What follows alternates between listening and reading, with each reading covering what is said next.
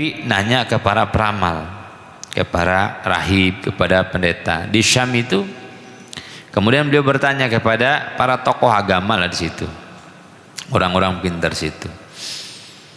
Kata para pendeta saat itu, kalau betul mimpimu, maka saat ini dan atau nanti tatkala diutus orang yang paling mulia, tatkala diutus orang yang paling mulia, terlahir orang yang paling mulia dari umatmu, dari kalanganmu, nanti engkaulah yang akan menjadi orang yang terdekat dengannya.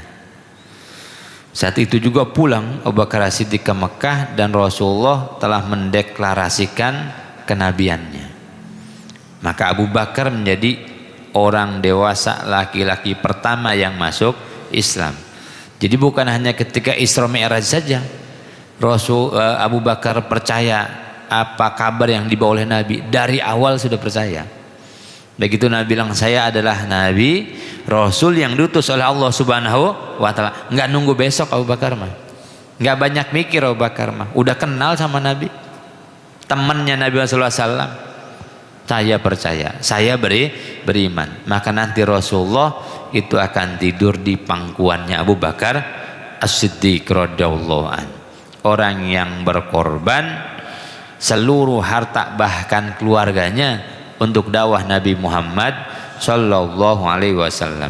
Maka ketika Abu Bakar diangkat menjadi khalifah pengganti Nabi Muhammad sallallahu alaihi wasallam, nggak ada yang nolak. Bahkan beliau tuh kecintaan kerinduannya kepada Nabi membawanya kepada kehidupan yang gak terlalu lama, wafat di usia yang sama dan Rasulullah. Jadi Abu Bakar ini 2 tahun lebih muda saja dari Nabi. Ketika beliau jadi khalifah pengganti Nabi, hidup 2 tahun, usianya sama dengan Nabi 63 tahun, wafat Abu Bakar As-Siddiq. Orang yang begitu dekat dengan Nabi Muhammad sallallahu alaihi wasallam meninggal di usia yang sama, 63 tahun. Abu Bakar As-Siddiq radhiyallahu an, namanya tadi Abdullah ibn Abu Quhafah atau Abdullah bin Utsman. Wahwa, dan Abu Bakar, wa abuhu, dan abahnya, wa ummuhu, dan ibunya, yaitu Ummul Khair Salma binti Sakhar, sahabatun radhiyallahu an, sahabat Nabi Muhammad SAW. Abu Bakar, ayahnya, ibunya, anaknya itu sahabat Nabi semuanya, orang yang beriman kepada Nabi Muhammad SAW. Abu Bakar orang yang sangat bijaksana, yang sangat lembut hatinya. Bahkan ketika disuruh oleh Rasulullah Siti Aisyah putrinya itu dibilang sama Rasulullah, ya Aisyah, perintahkan abahmu untuk mengimami sholat gantiin Nabi Muhammad SAW, untuk menggantikan Rasulullah lagi sakit. Jelang-jelang wafatnya Rasulullah dawuh kepada Siti Aisyah, ya Aisyah, perintahkan Abu Bakar abahmu untuk gantiin saya sholat, untuk menggantikan mengimami sholat. Apa kata Siti Aisyah? Ya Rasulullah, abah saya mah gampang banget nangis, jangan kau lagi sakit, jangankan Rasulullah lagi sakit, Rasul lagi sehat baca Quran Abu Bakar nangis, apalagi sekarang nggak bisa ya. Kayaknya coba yang lain ya, Siti Aisyah doang yang berani begitu sama Nabi. Boleh, kalau perempuan mah bebas luar biasa. Yang lain kadang berani. Siti Aisyah satu yang disuruh abahnya, yang kedua merintah suaminya, agak nawar dikit. Jadi kalau di rumah antum nawar-nawar banyak, ya klannya Siti Aisyah begitu. Gimana kalau yang enggak? Kata Rasulullah, Abu Bakar saja. Ya apa boleh buat, Abu Bakar mengimami sholat. Jangan terjadi lebih hebat lagi. Ketika Abu Bakar mengimami sholat, Rasulullah agak enakan dikit badannya. Ini menjelang wafat. Badannya enakan, Nabi minta dipapah untuk pengen sholat berjamaah. Abu Bakar udah ngimamin, Abu Bakar sudah mengimami para sahabat. Rasulullah datang, Rasulullah depan, Rasulullah biasa saja di belakang ya, pengen bermakmum kepada Abu Bakar. Tapi Abu Bakar tahu ada Rasulullah, nggak mau berdiri di depan Nabi Muhammad SAW. Nggak mau berdiri di depan Nabi Muhammad SAW. Abu Bakar mundur, Rasulullah memerintah ke depan, Abu Bakar tetap mundur. Akhirnya hari itu Abu Bakar bermakmum kepada Rasulullah, orang-orang bermakmum kepada Abu Bakar As-Siddiq. Nah, di sini keluar kaidah bahwa adab lebih didahulukan. Adab terhadap Nabi, Nabi bilang Abu Bakar ngimamin. Kata Abu Bakar, gak mau bagaimana saya berdiri di antara Nabi dan Allah Subhanahu wa ta'ala. Wah, kalau kita bangga, wih saya udah ngimamin Nabi. Kita kan gitu ya. Wah, saya udah ngimamin ulama besar, di belakang saya tuh, saya yang ngimamin tuh. Enggak ya. Itu Abu Bakar As-Siddiq. Makanya adab itu lebih dulu ya.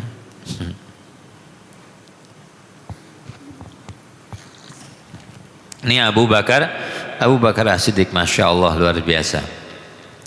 Qala, berkata Abu Bakar As-Siddiq, nazartu ila aqdamil musyrikin wa nahnu fil ghar. Kata Abu Bakar As-Siddiq, saya melihat ila aqdamil musyrikin, kepada telapak-telapak kaki orang musyrikin. Wa nahnu fil ghar, dan saat itu kami sedang di gua. Jadi Rasulullah dan Abu Bakar berdua di gua, namanya gua Thur, di Jabal Thur. Saat itu sedang dalam proses Rasulullah hijrah dari Mekah ke Madinah. Di gua Thur 3 hari 3 malam. Rasulullah nggak langsung berangkat ke Madinah. Nabi melawan arah, dari arah ke Madinah, nginep dulu di Gua Thur. Strateginya seperti itu, supaya kalau orang ngejar, udah ngejar duluan, gak ada orangnya, kira-kira begitu. Kemudian saat itu semua orang Mekah nyari Nabi Muhammad itu dead or alive gitu, hidup atau mati. Karena saat itu ada sayembaranya adalah dari orang-orang pembesar-pembesar kafir Quraisy Mekah, siapa orang yang bisa membawa Muhammad hidup atau mati kembali ke Mekah akan diberikan 100 ekor unta terbaik. 100 ekor. Harga 1 ekornya itu 10 dinar. 10 dinar. Kalau kali 100 berarti ada 1000 dinar.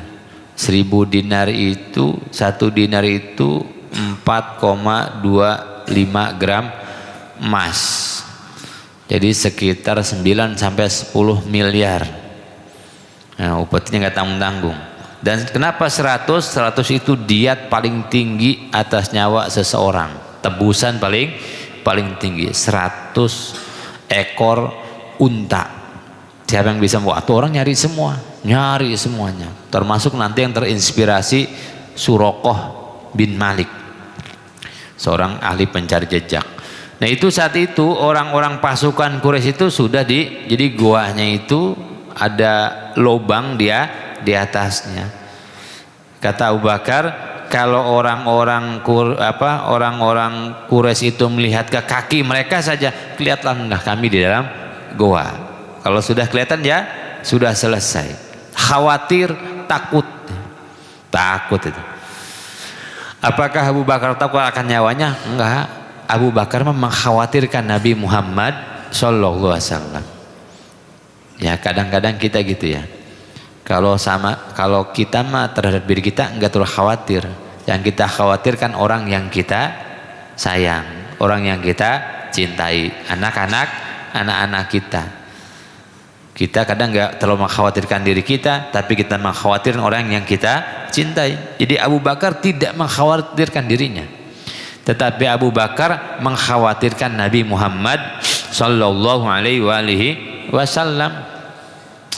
Orang ketika Rasulullah mau tidur itu, Abu Bakar duduk menutup lubang dengan kaki-kakinya, takut ada ular, biar Rasulullah pulas tidur di pangkuannya tuh tadi, rembulan jatuh di pangkuannya, ditutup semua lubang-lubang. Rasulullah tidur di pahanya Abu Bakar As-Siddiq radhiyallahu an, sampai kemudian ada ular yang mematuk kakinya.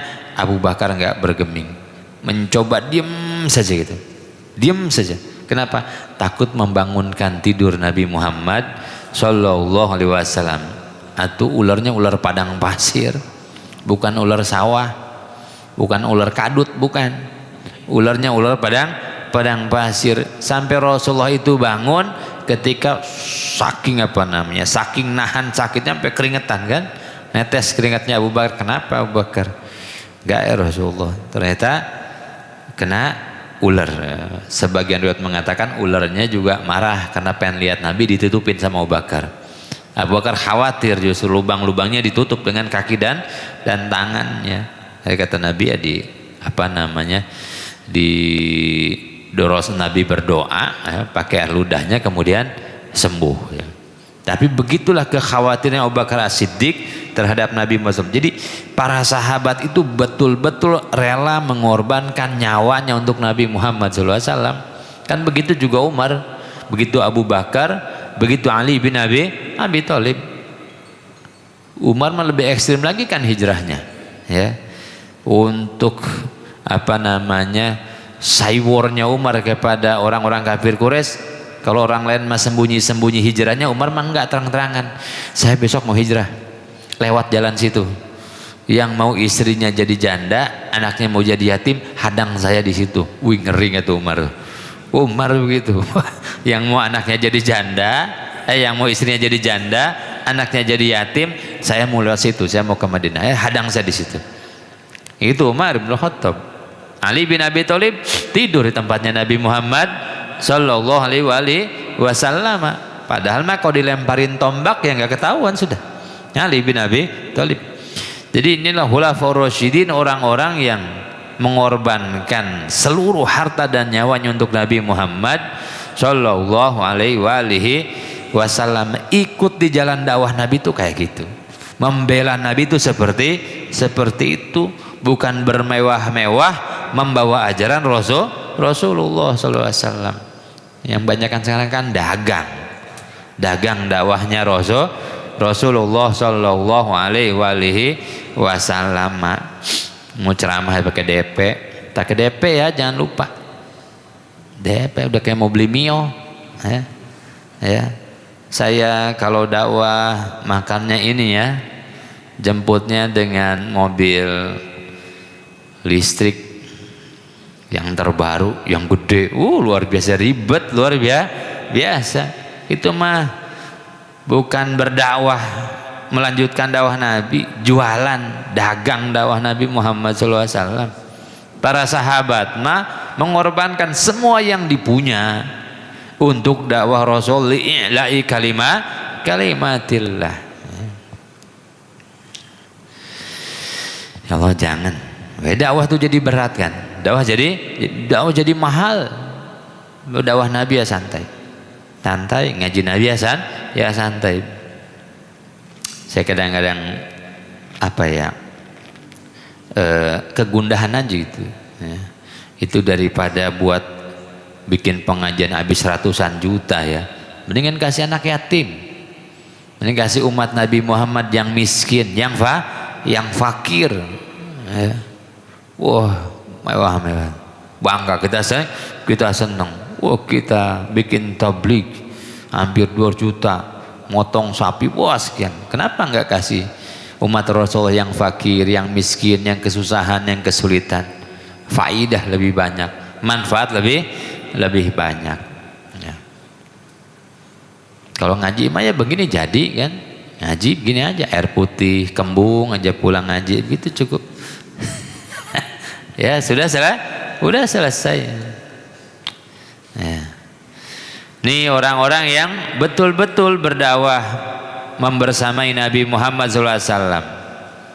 Masya Allah, Abu Bakar As-Siddiq sampai putra-putrinya Asma binti Abu Bakar, Aisyah binti Abu Bakar, Abdullah binti Abu Bakar, semua berjuang bersama Rasulullah sallallahu alaihi wasallam, ngorbanin semuanya.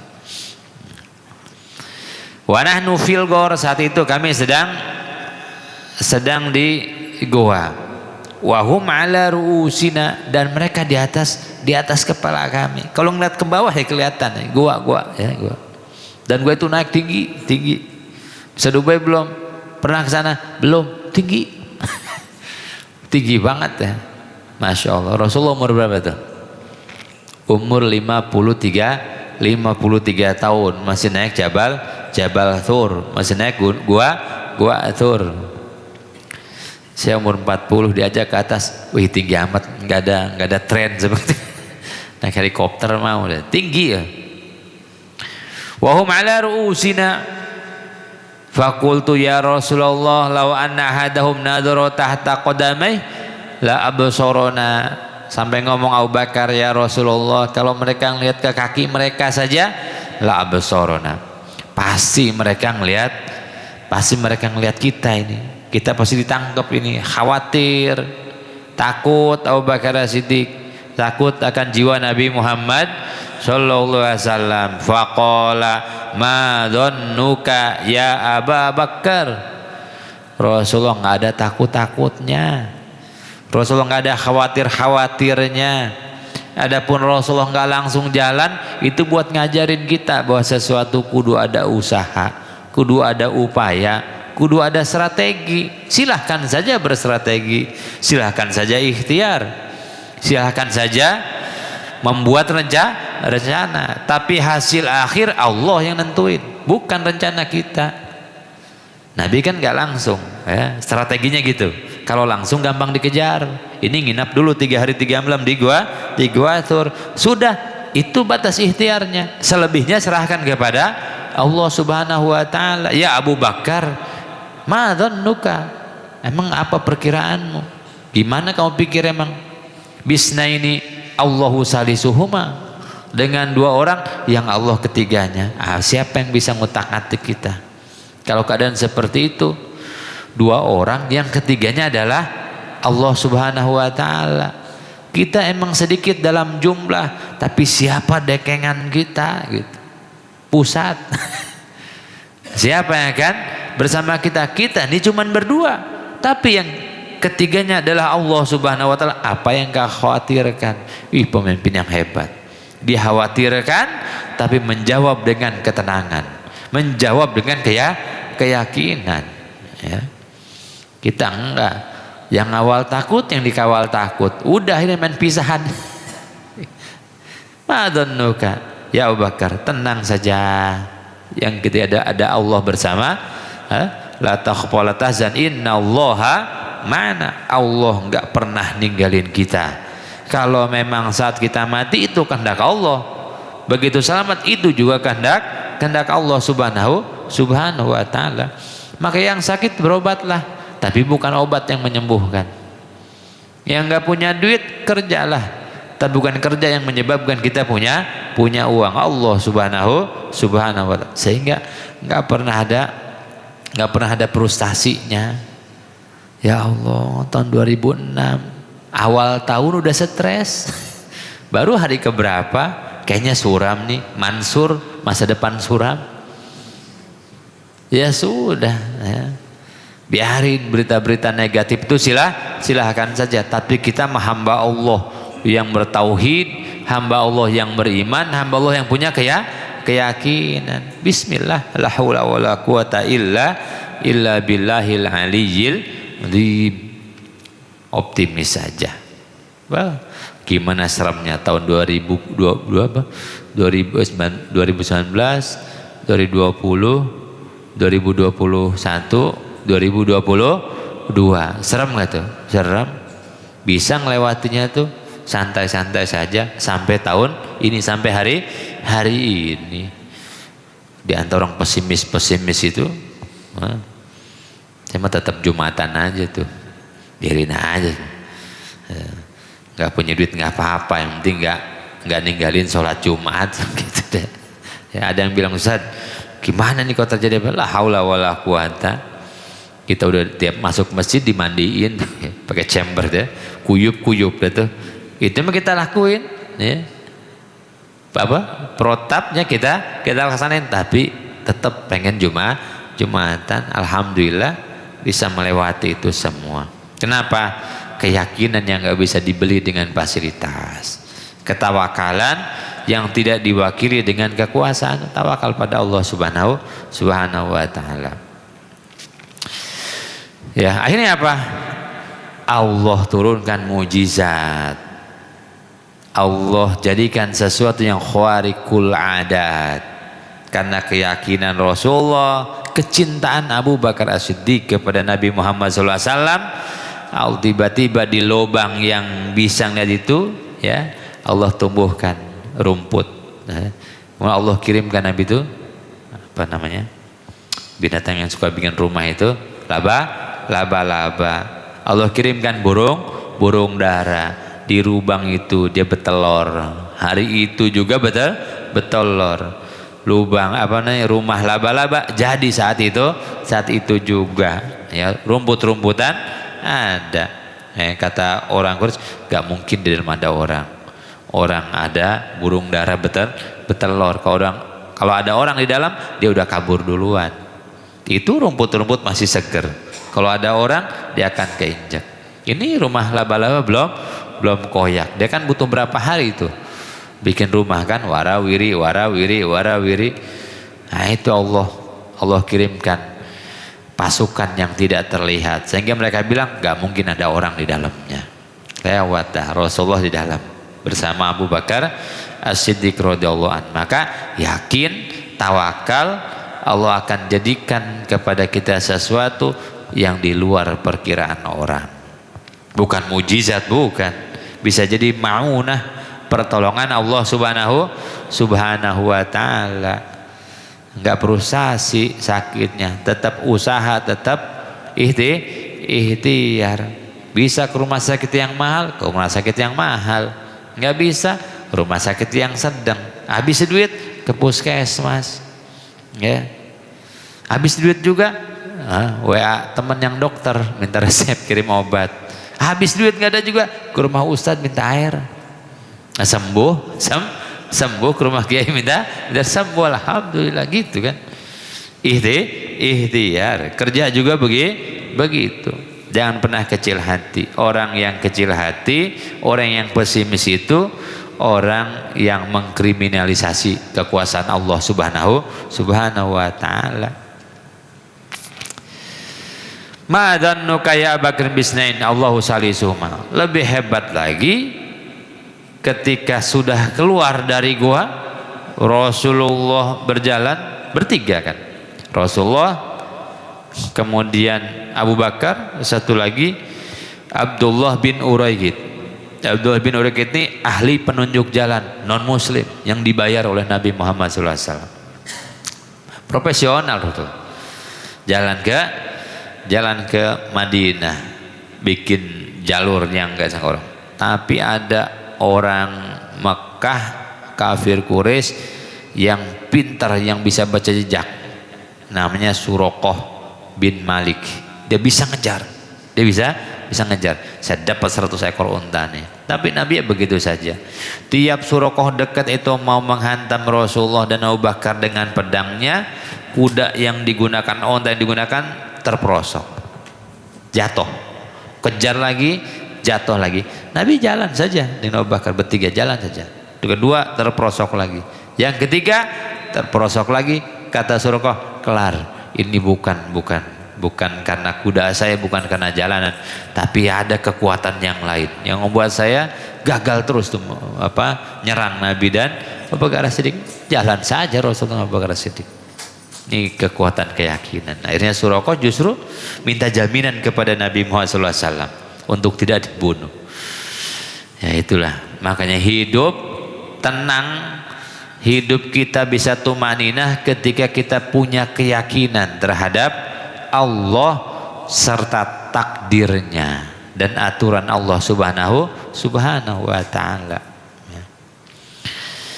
Ya Allah. Muttafaqun alaih, hadis diriwayatkan oleh Imam Bukhari, Imam Muslim. Itulah pentingnya kita ngaji, pentingnya kita ibadah, pentingnya kita zikir, pentingnya kita berkumpulin orang-orang soleh untuk mengasah keyakinan, untuk menebalkan ketawakalan kita. Ala bidzikrillahi tatmainnul qulub.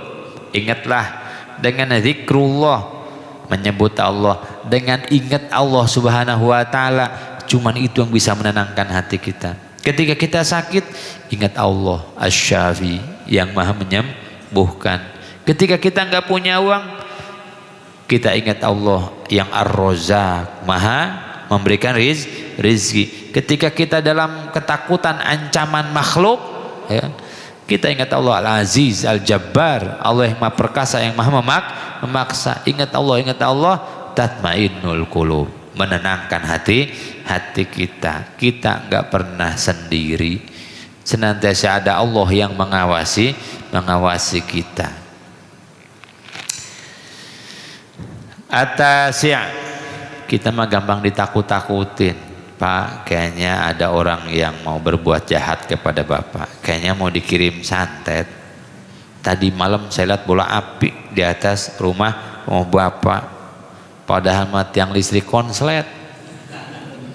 Nah, akhirnya takut, khawatir, ketakutan, kena asam lambung, ya kan? Susah makan, terus kesananya begitu, dari asam lambung ke liver ke segala macam, gampang ditakut-takutin, gak punya keyakinan kepada Allah Subhanahu wa taala. Ya. Keyakinannya apa? Kalaupun semua orang bermaksud jahat kepada kita, kalau tidak Allah mengizinkan, tidak akan terjadi pada kita. Ya. Kita punya duit ketakutan, baru dapat gusuran, baru dapat bonus 35.500.000. Ada isu di kampungnya. Ada isu apa tuh? Nah, kemarin ada yang lihat babi ngepet. Ada yang lihat ada tuyul. Ketakutan kehilangan duit 35.500.000 udah dibungkus pakai kain warna putih, diikat karet, ya, beli berangkas harganya 5 juta ya. Kenapa takut tuh? Takut tuyul. Saya bilang aja sama tuyulnya, kalau mau ngambil duit di ATM banyak, ya, nggak usah ke kampung, di ATM banyak tuh, aman tuh, nggak pernah hilang, nggak pernah diambil tuyul. Kan itu mah berat Pak Ustadz gitu. Ya tuh, udah jangan banyak takut. Ya. Wayahnya hilang ya hilang karena Allah. Wayahnya datang karena Allah Subhanahu wa taala. Ya Allah. Muttafaqun alaih, hadis ini diriwayatkan Imam Bukhari, Imam Muslim. Itu contoh Abu Bakar. Contoh para ulama. Contoh orang-orang soleh, santai hidupnya karena bersandar kepada Allah. Rezeki pasti datang. Saya pernah ketemu sama orang yang katanya umurnya panjang, 100 tahun apa begitu ya. Saya tanya, "Bah, kalau sakit itu apa obatnya?" Lah, apa aja yang ada di kebun kata obatnya. Ya bah, mah cuman kelapa aja, air kelapa kasih garam dikit. Sakit apa? Minum, beres. Orang yang di hutan ada obat? Enggak ada. Obatnya dari hutan. Yang di kota obatnya dari dokter. Udah gitu aja, sama-sama. Yang mau minum air kelapa ini kadang-kadang kan kita gitu ya. Kita tuh aneh. Dulu orang tinggal di kampung, di hutan, pengen obat modern. Sekarang kita ada di kota, pengen obat tradisional. Terus aja begitu. Kenapa? Karena keyakinan kita yang menyembuhkan obat itu yang bikin kita nggak tenang sebetulnya. Kan selalu begitu ya. Orang dulu yang berobatnya dengan air kelapa dan segala macam itu mencoba menemukan obat modern. Begitu ada obat modern, pengen balik ke zaman dulu. Nggak tenang terus tuh, was-was terus tuh. Ya. Kenapa? Keyakinannya masih kepada yang ngobatin, yang nyembuhin. Keyakinannya masih kepada obat yang menyembuhkan, bukan kepada Allah Subhanahu wa taala. Kalau Allah yang mau menyembuhkan, mau pakai obat modern mau pakai obat tradisional sembuh mah sembuh saja. Ya. Itu. Jadi kagak ada tenang. Orang kampung kagak tenang, sekarang orang kota kagak tenang. Di mana dapat ketenangan? Di Allah Subhanahu wa taala. Bersama Allah Subhanahu wa taala.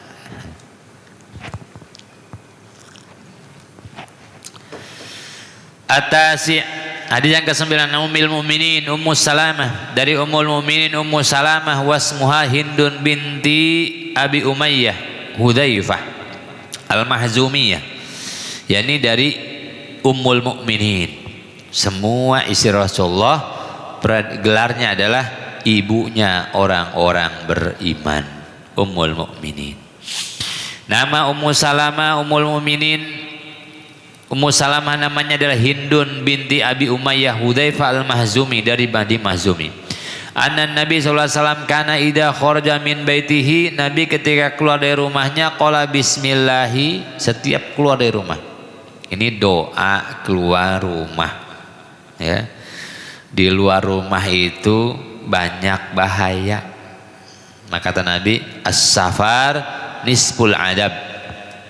Bepergian itu adalah separuh siksa, ya.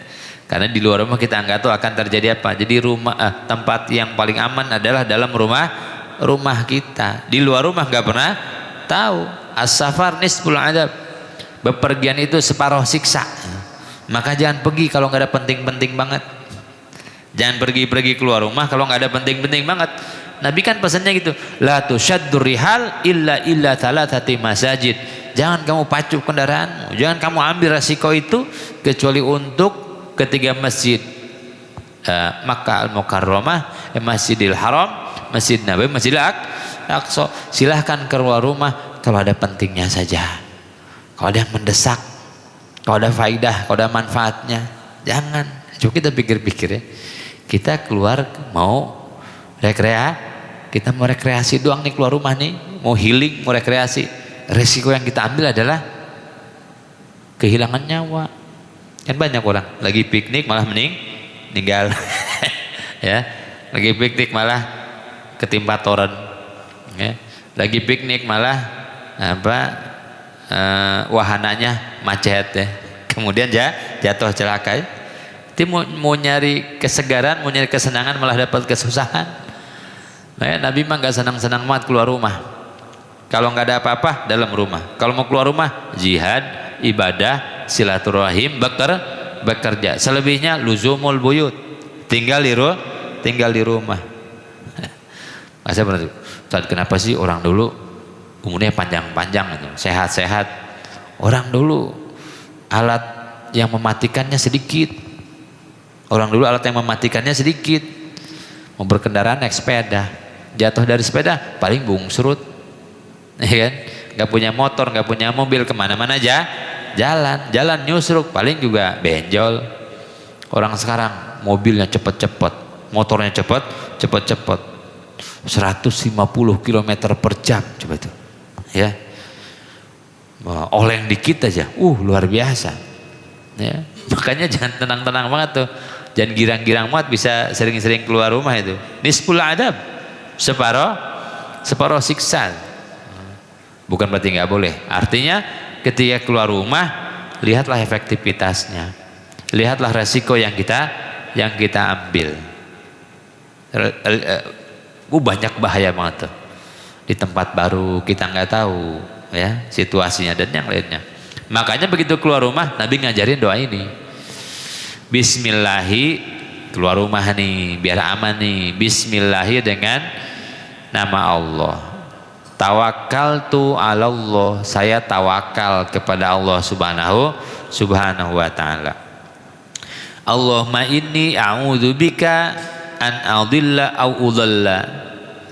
Setelah tawakal kepada Allah, minta sama Allah, ya Allah, saya bermohon berlindung kepadamu an adilla au udalla, dari menyesatkan atau disesatkan. Begitu keluar rumah, safar, bepergian, salah kawan. Ya, ternyata kawan teman jalannya Raja Sawer. Kan bahaya tuh ya, terjebak aja mau kemana ke situ, tiba-tiba ada di tengah kerumunan situ aja tuh ya kan? Menyesatkan atau disesat, kan? Satu, sesat secara rohani. Yang kedua, ya bisa jadi salah jalan. Ya, kita nggak tahu jalan, muter makin jauh dari tujuan. Nanya sama orang yang sama-sama nggak tahu jalan. Atau zaman sekarang mah disesatkan oleh Google Map. Ya, belok kiri, belok kanan, salah katanya. Ya, itu mah jalan kecil. Ya. Bisa jadi begitu. Au azilla uzalla, digelincirkan atau menggelincirkan, jatuh ya dari kendaraan, lagi jalan yang lainnya karena nggak tahu jalannya seperti apa, tuh minta sama Allah. Au adlima udlama, didolimi atau mendolimi, berlindung dari kedoliman orang lain. Au ajahala au yujhala alai, dibodohi atau membodohi orang, minta kepada Allah. Ini doa safar, doa keluar rumah. Ustaz, cuman mau ke Bitung doang, ini doanya. Ya. Ustaz, cuman mau ke Curug doang, ini doanya. Bismillahi tawakkaltu ala Allah, Allahumma inni a'udzubika an adilla wa dhalla an azilla uzalla wa adlima au udlama wa ja'u yujhala alayya. Ustaz mau ngajar ngaji kan baik, ini doanya. Kita nggak tahu pas kita mau ngajar ngaji di tengah jalannya seperti apa. Ustaz, saya kan sudah rutin, udah tahu kantor saya cuma di gerbang Citra doang, ini doanya. Kita nggak tahu apa yang terjadi di jalan. Ini jimat nih dari Nabi Muhammad sallallahu alaihi wasallam. Ya Allah, ya kita minta dengan cara yang baik hidup ini. Minta sama Allah, Allahumma bismillahi tawakkaltu ala Allah, Allahumma inni a'udzubika an adilla au udhalla an azilla wa uzalla au adlima au udlama au ajahla au yujhala alaih. Tulis di dashboard tuh doa bepergian. Ini kadang-kadang doa begini dipakai pas mau umroh doang, rapih. Kalau mau umroh mah, Ustaz tolong ditalkin, bimbing doa keluar rumah, cakep. Mau umroh mau haji, kenapa pas kerja enggak? Kenapa pas mau keluar kota tidak? Kenapa pas mau mudik enggak? Sama mau mudik juga sholat sunnah safar dulu ya. Mau berangkat keluar kota kerja nih rapi, sholat sunnah safar dulu. Mau sholat apa Pak? Safar. Mau kemana? Mau dinas luar kota. Ya, kemana luar kotanya? Serang. Kan gitu ya. Ya, kan luar kota ya. Luar kota Tangerang. Mana? Jakarta. Mau mana Bogor. Luar kota safar ya boleh. Ya Allah, pas mau keluar rumah lihat istri dulu. Ngapain lagi Pak? Mau doa lagi. Doa apa? Doa keluar. Wah, bismillahirrahmanirrahim. Allah, ya Allah, aku titipkan istriku, ya Allah, mudah-mudahan dia nggak ngayap mulu ditinggal gitu. Ya, udah doa nggak apa-apa. Emang sunnahnya begitu. Kan kalau mau celaka mah nggak usah jauh. Bismillahi tawakkaltu ala Allah. Al-Ashir, hadis yang ke-10. Ini doa keluar rumah. Bismillahi tawakkaltu ala Allah, Allahumma inni a'udzubika an adilla au udhalla wa zilla uzalla wa adlima au udlama au ajahla au yujhala alaik. Ya.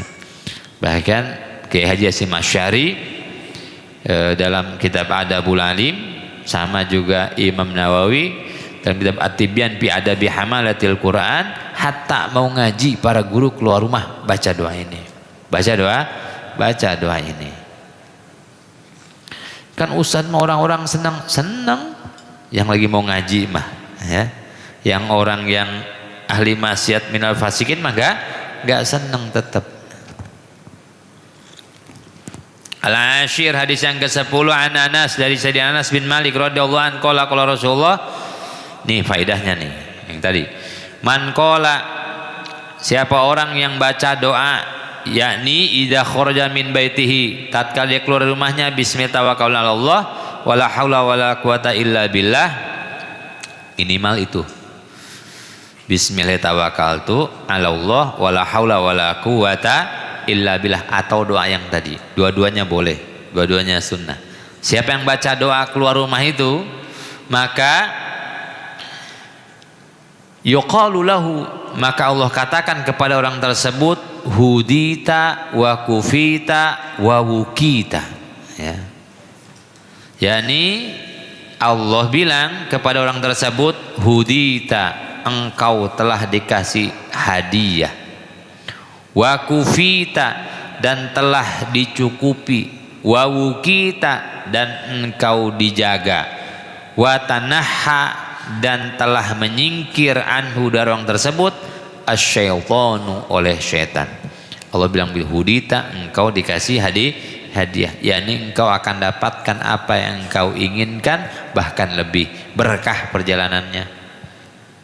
Wa kufita, dan dicukupi, yaitu dicukupi dari terhindar dari gangguan manusia, dari kedoliman, mara bahaya dan yang lainnya. Wa wukita, dan engkau dijaga jasadiahmu dan ruhaniyahmu. Waduh, dapat jaminan, nggak akan ada yang nyakitin, nggak akan ada yang ngedolimin, nggak akan ada yang nipu, bohong. Itu dijaga oleh Allah Subhanahu Wa Taala. Yang jaga Allah. Begitu jalan, bodyguardnya malaikat, Pak, ya, bodyguardnya malaikat, dijaga oleh, kata Allah, kawal orang itu. Setan frustasi. Setan frustasi, watanahanu syaiton, setan nyingkir, udah nggak bisa diganggu ini mah, nggak bisa diganggu. Setan takut, ya. Apalagi cuman jin pohon bambu, minggir, karena keluarnya bismillahirrahmanirrahim, wala haula wala quwata illa billah. Jadi itu jimat kita mah, ya. Nggak usah lagi bawa wapak, ya. Nggak usah bawa keris buntet.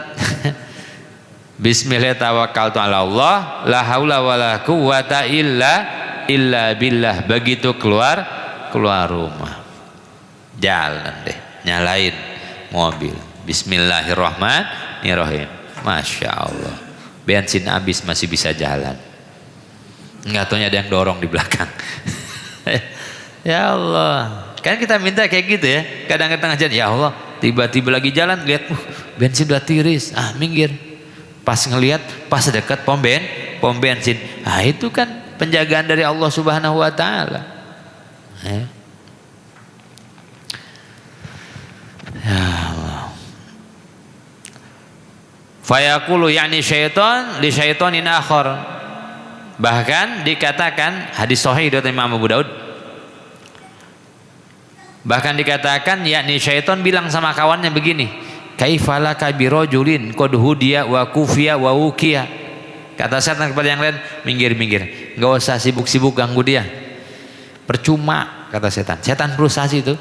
Setan bilang sama kawannya yang lain, apa bilang, kamu mau ngapain terhadap seseorang, apa yang kamu bisa lakukan terhadap seseorang, qad hudiya, yang telah dikasih hadiah sama Allah, wa kufiya, dan telah dicukupi oleh Allah, wa wukiya, dan telah dijaga oleh Allah. Mau ngapain, percuma.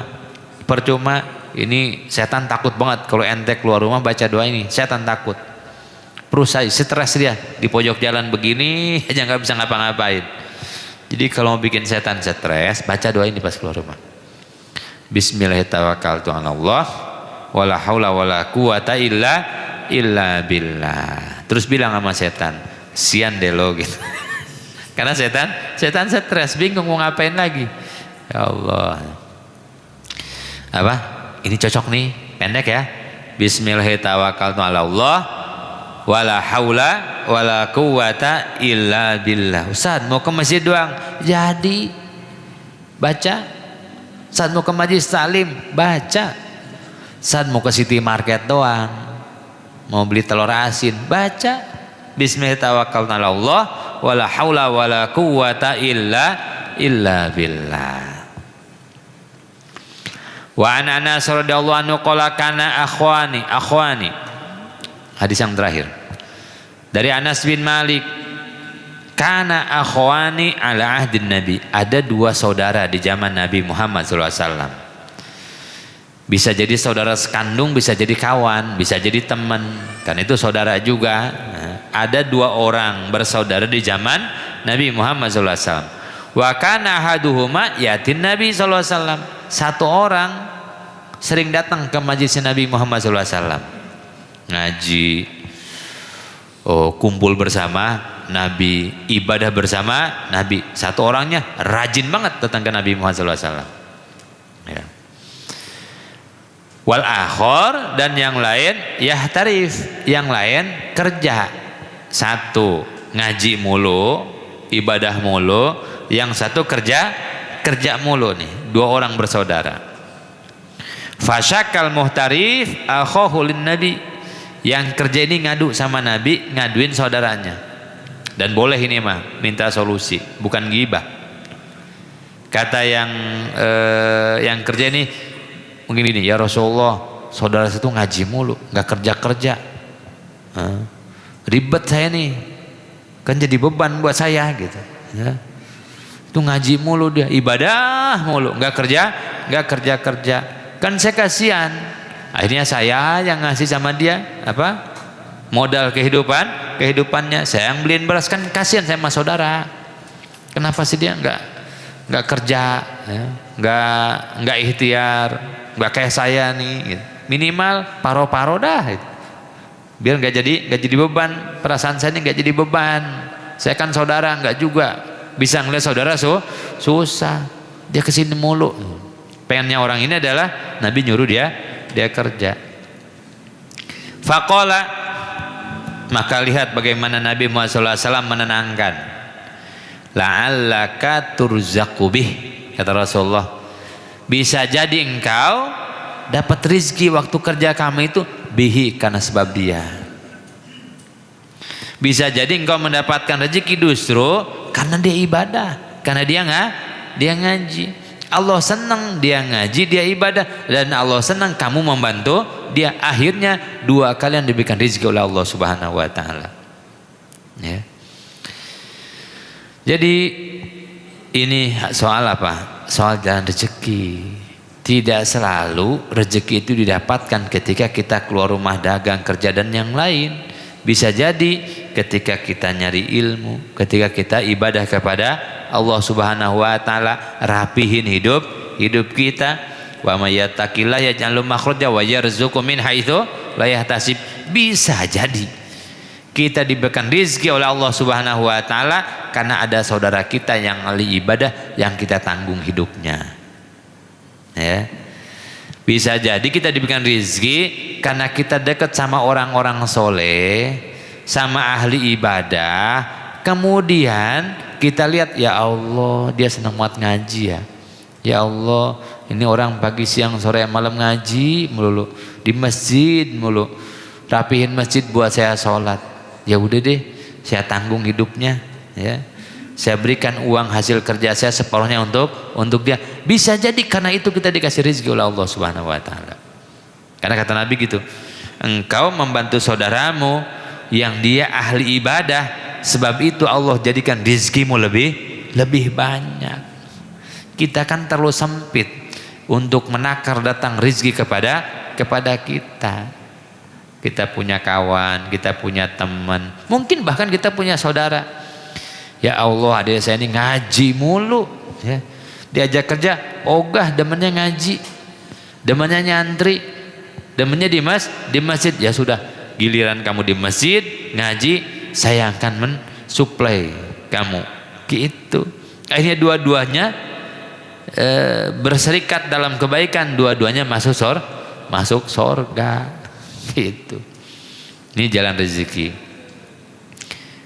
Namanya keberkahan orang soleh. Ada satu orang datang, Ustaz, saya ini di keluarga saya orang Jawa sana, Jawa daerah mana gitu, kebetulan umroh bareng.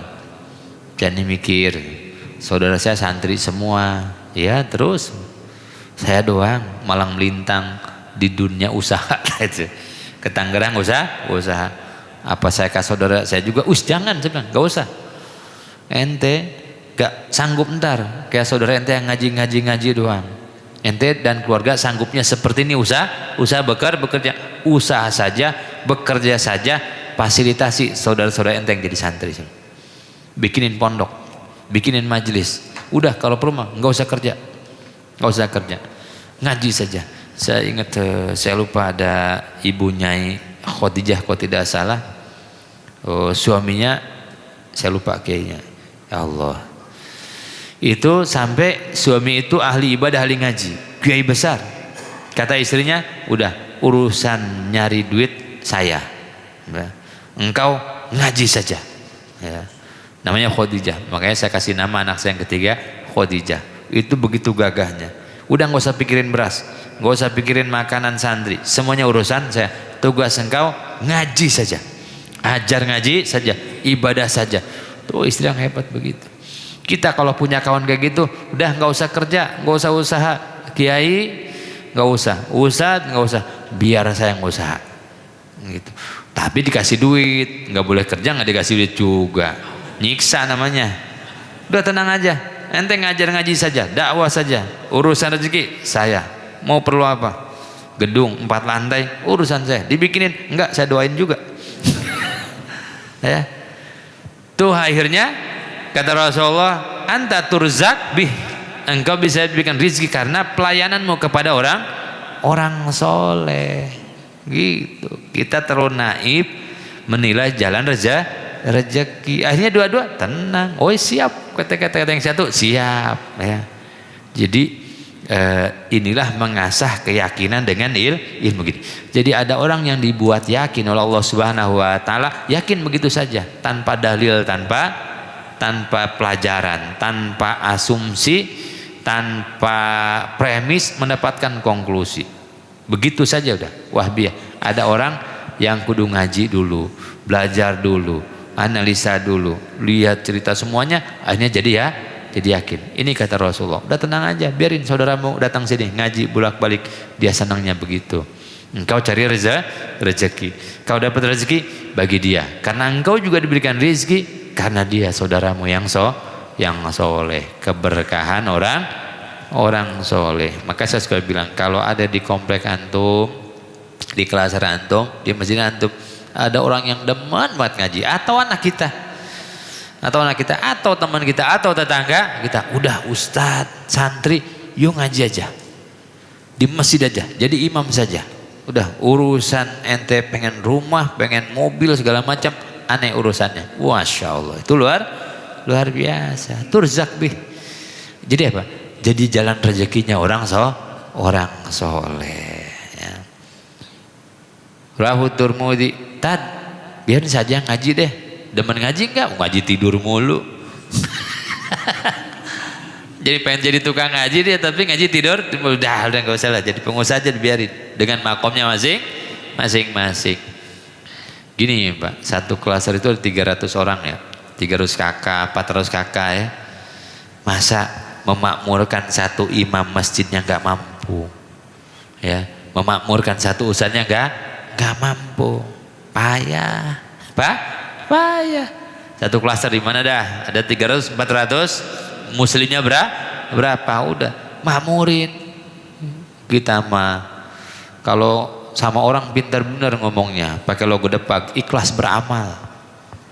Giliran kita gak punya duit sendiri, sedikit puyeng. Makmurin tuh ustadz-ustadz yang ada ngimamin di masjid, di musola, di mana, 1-2 orang saja. Ya. Gimana kita mah giliran imam gak tepat waktu, ngoceh aja, komplain. Puguh anaknya imam lagi nangis pengen bayaran sekolah, ya. Imamnya lagi dimarahin bininya, berasa habis, kita komplain. Imam kemana sih? Imamnya ngojek, imamnya lagi jualan apa gitu untuk kebutuhan hidupnya. Jangan cuma bisa komplain doang. Ya Allah, muliakan orang-orang yang dekat dengan Allah, itu Allah akan mudahkan jalan rezeki kita. Satu klaster harusnya mampu, ya. Kadang-kadang kita gitu ya. Ikhlas, nyuruh ikhlas itu ke kita, bukan ke orang lain. Nyuruh ikhlas itu ke diri kita, jangan ke orang lain. Yang ikhlas dong jadi ustaz, jadi imam masjid. Jangan nyuruh orang ikhlas, suruh diri kita ikhlas gitu. La'allaka turzaku bih, bisa jadi engkau diberikan rizki oleh Allah, lancar usahamu, lancar kerjamu karena saudaramu yang rajin ngaji, rajin ibadah. Kalau enggak susah semua nanti. Rawahu Tirmidzi bi isnadin sahih. Yahtarib mana yaktasib. Yahtarib itu artinya kerja, punya profesi. Babul istiqamah, bab selanjutnya tentang istiqamah. Wallahu a'lam. Demikian pengajian kita pada pagi hari ini. Mudah-mudahan sehat semuanya, panjang umur dalam taat, diberikan rezeki untuk ibadah. Mudah-mudahan yang sakit diberikan kesembuhan yang mudah dari sisi Allah Subhanahu wa taala, yang sedang kesulitan diberikan kelapangan oleh Allah Subhanahu wa taala. Al-Fatihah. A'udzubillahi minasyaitonir rajim. Bismillahirrahmanirrahim. Alhamdulillahirabbil alamin arrahmanir rahim maliki yaumiddin. Iyyaka na'budu wa iyyaka nasta'in. Shiratal mustaqim. Shiratal ladzina an'amta 'alaihim ghairil maghdubi 'alaihim waladdallin. Amin amin ya Allah rabbal alamin. Ya Rabbana ya ilahana. Allahumma salli ala sayyidina Muhammadin wa ala ali Muhammadin. Miftahi babi rahmatil adada ma fi ilmillah salatan wa salaman daimaini bidawami mulkillah. Allahumma inna nas'alukal huda wat tuqa wal afafa wal ghina. Allahumma inna nas'aluka salamatan fid din wa afiatan fil jasad wa ziyadatan fil ilmi wa barakatan fil rizqi wa taubatan qabla al maut wa rahmatan indal maut wa maghfiratan ba'dal maut. Allahumma hawwin alaina fi sakaratil maut wan najata minan nar wal afwa indal hisab. Ya Allah ya Rabbana ij'al jam'an hada jam'an mubarakan waj'al tafarruqan min bani hada tafarruqan ma'suman. Nawwir qulubana binuri hidayatika kama nawwartal arda binuri syamsika abadan abada. Ij'alna ya Allah auladana wa banatina wa siqana wa ahbabana wa talamidana wa talamidatina min ibadika sholihin wa min ibadika syakirin wa min ibadika sabirin wa min ibadika al-muttaqin wa min ahlil Qur'anil karim wa min ahli jannatika jannatin na'im. Rabbana atina fid dunya hasanah wa fil akhirati hasanah wa qina adzabannar bi fadlika subhana rabbika rabbil izzati amma yasifun wa salamun alal mursalin walhamdulillahi rabbil alamin. Hadirin yang dirahmati Allah Subhanahu wa taala, sekedar info saja bahwa kami di pembangunan Pondok Pesantren Nuzatul Muttaqin itu sekarang sedang tahapan membuat jalan 5 meter, lebarnya kali 75 meter, dibagi 3 tahapan 25 meter. Yang mau ikutan untuk sumbangsi infak dan wakaf dipersilahkan. Kita mau kirim barang juga boleh. Kalau besi kita pakai besi 10 ulir full. Kemudian mau kirim split boleh, mau kirim pasir boleh, mau kirim semen boleh, mau kirim material juga boleh, mau kirim uangnya saja bagus ya. Berapa Ustaz? Bebas. 10.000 boleh, 50.000 boleh, 1 miliar juga boleh. Tadi Ustaz senilai 100 ekor unta saja, ya nggak apa-apa juga. Insya Allah bukan jalan doang beres sampai bangunannya beres 10 miliar ya. Ya ikutan lah. Walaupun 1 batang besi, Ustaz ada 1 batang besi di rumah, sisa ngecor, bawa dah nggak apa-apa. Ada 2 karung 2 karung semen, bawa. Ada sisa batu split 2 truk, angkut. Udah jadi.